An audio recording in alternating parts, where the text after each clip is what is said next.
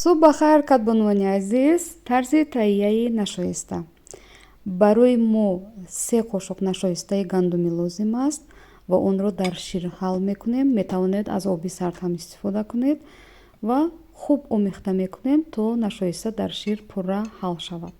بعد حل شدنش اینجا تقریبا 700 میل شیر هست. شیر رو به دیگ میریزیم و نشایسته حل شده رو در داخل شیر میریزیم و باری دیگر خوب آمیخته میکنیم تا یگان کلوله نداشته باشد.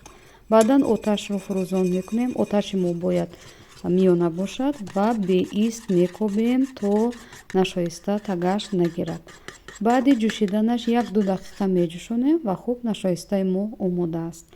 خوب آن رو یک بار دیگه آمیخته میکنیم. نمک ilova میکنیم وابسته به خواهش و به کاسه کشیده از بالایش مسکه میکنیم.